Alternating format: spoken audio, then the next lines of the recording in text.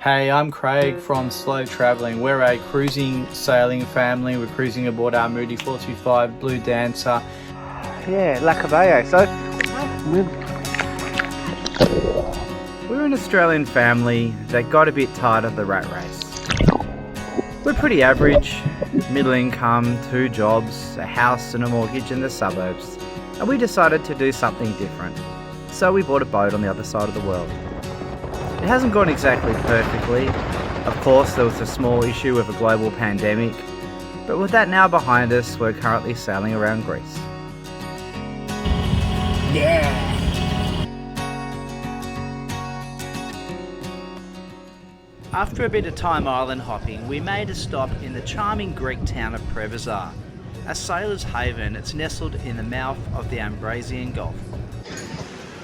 So this is the Preveza Town Quay. For those that are not familiar with sailing in Greece, town quays are one of the great charms, one of the great conveniences of sailing in this part of the world. Using med mooring, basically you drop your anchor and then you back up and tie up 2 aft lines to the town quay. You've got a spot to secure for the night, close to cafes and restaurants. The cost is pretty minimal. There's normally water and electricity available depending on where you are, and these are all over Greece. It's here that we gave Blue Dancer a bit of TLC and we stocked up on provisions for the next leg of our journey. So we've done our provisioning run, haven't we? Yeah.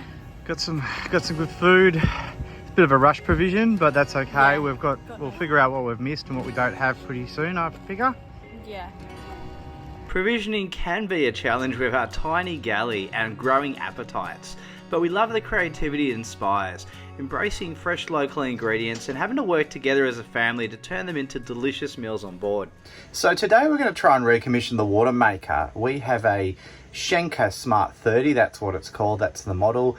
I've just got to replace the membrane and I've just got to get my head around how it works. Because it's an older model, it's a manual model, there's not these fantastic push buttons that you see everyone else have. So I've just got to get my head around the settings. There's pipes that go everywhere and we've just got to try and understand it a bit, I think.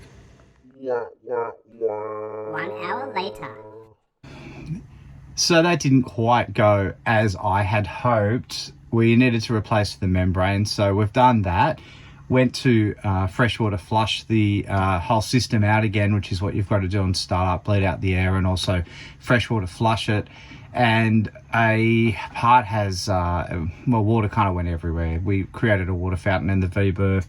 Something burst, something went bang. I believe it's the high pressure switch or the high pressure sensor on the pump.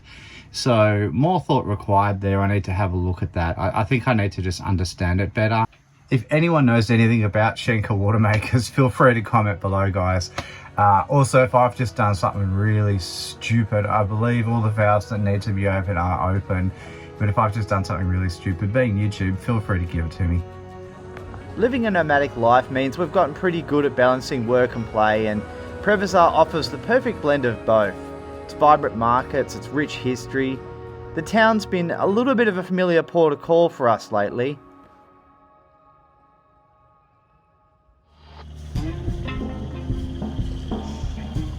With provisions stocked and Preveza in our wake, we're off. It's time to go sailing. A bit of fun in the sun. Our friend Jenna's with us, and we're all soaking up the best of the Ionian. Good vibes, good company, and endless blue waters.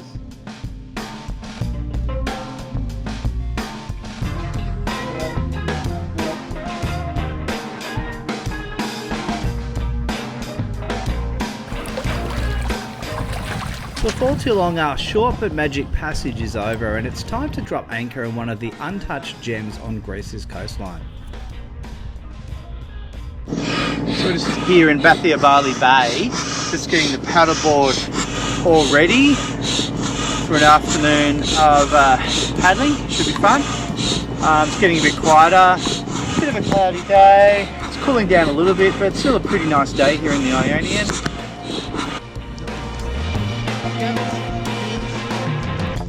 Got it. Yep, got it.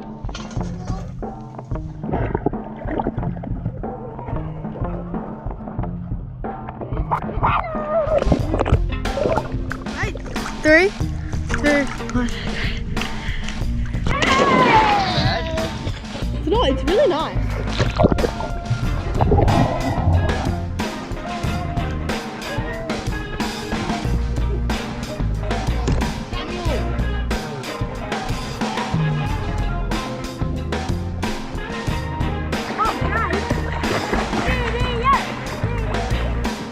Yep.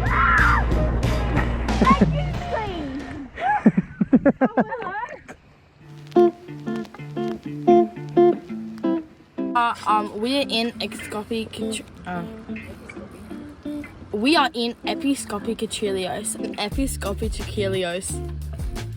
We're in a small bay called Episcopi Trelios, by ourselves.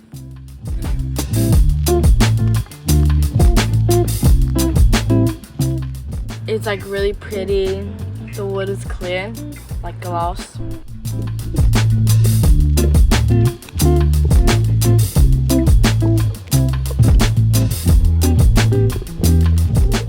We just went snorkeling over there. We saw an octopus, some shiny fish, and a little fish.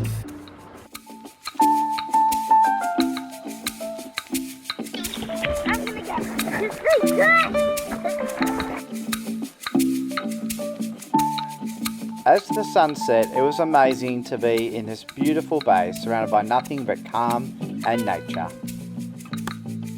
Episcopi Trelios. Episcopi Trelios.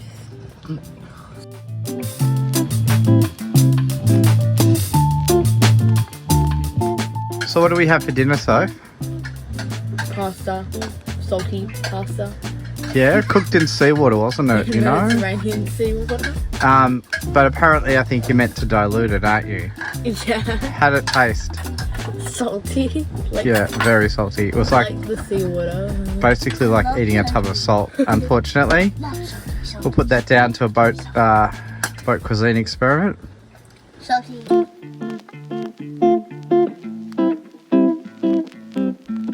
We're pretty stoked to have our friend Jenna aboard with us. She's been sailing with us for probably about 20 years now, starting in Sydney Harbour and then varying other trips. She's seen the kids grow up along the way, and it's awesome to have her join her for this adventure.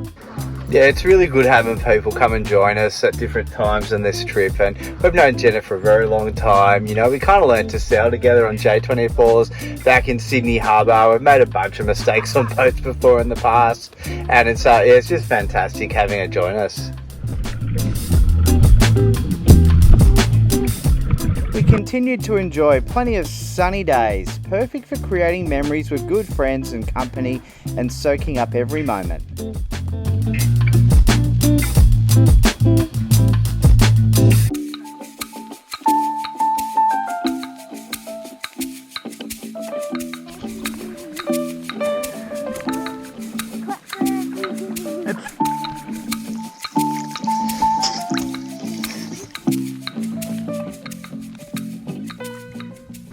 One upgrade we have gone ahead and just done is the electronics upgrade. We were, previous to this, just navigating using an iPad that we had helm mounted. We're using the internal GPS on the iPad. We're using an app called iNav, and we were using a custom mount and a waterproof case that was made by Scanstrut, which was actually really good. It was a great solution, and it did us perfectly in the med. But a couple of things happened. Firstly, the iPad was aging. The mount itself was starting to fall apart. The waterproof case was starting to fall apart, and a lot of that gear had been discontinued. We also really liked the idea of having a chart plotter at the helm, so we went ahead and bit the bullet, and we've gone and installed this Raymarine Axiom chart plotter at our helm in a nav pod, and it's fantastic. The other thing we've done is we've upgraded the sailing instruments. Our instruments were all old. They were an obsolete, discontinued model. the wind instrument didn't work, usual story, the wind transducer needed replacing, and trying to get hold of a spare part, even though it wasn't that old an instrument, was quite difficult. So we've gone ahead and we've done a full Raymarine upgrade. We did toy with different choices. We did look at B&G. I really love the B&G stuff. I really wanted the B&G stuff, but in the end, the price differential for us purchasing the gear here in Greece, and it is different in different markets depending where you are in the world. Raymarine suits our needs, did everything we needed it to do. I think a lot of sailors like to hate Raymarine because it's the default generic brand you find on 80% of the boats, but it means that it's easy enough to get spare parts, and that's the problem, you know, we had with the previous sailing instruments. It's trying to get spare parts for niche obscure models was getting really tricky. So yeah, we've gone ahead, we've done full Raymarine, we've got the Axiom chart plotter, we've got the I-Series sailing instruments, and we're really happy. We've also gone ahead and upgraded the autopilot head. I mean, these are toys, like these aren't the essentials you require to sail, but I think it does add to the safety and the comfort of the sailing experience. We really like having this kit. We've put a SeaTalk NG network in. It all works on the SeaTalk network, and it means now that if we want to add anything, we want to do anything in the future, we're in a pretty good position. We are feeling a bit apprehensive about leaving these perfect moments behind. Soon we'll need to prepare the boat for some serious blue water passages, which of course means spending time in a boatyard to get upgrades done. Not our favourite part of cruising at all. We are gearing up for challenging and longer legs of our journey, which will eventually lead up to crossing the Atlantic and getting over to the Caribbean. It's a big step up, and so we're a bit nervous about it, but we're also excited to move on and face the challenges that lie ahead. Thanks for continuing to watch and support. I know we're just a little YouTube channel and we just kind of do these videos irregularly. We'll try and post a little bit more regularly, and as we get moving, we get a few things going, you know, hopefully we'll have some more substantial updates going on.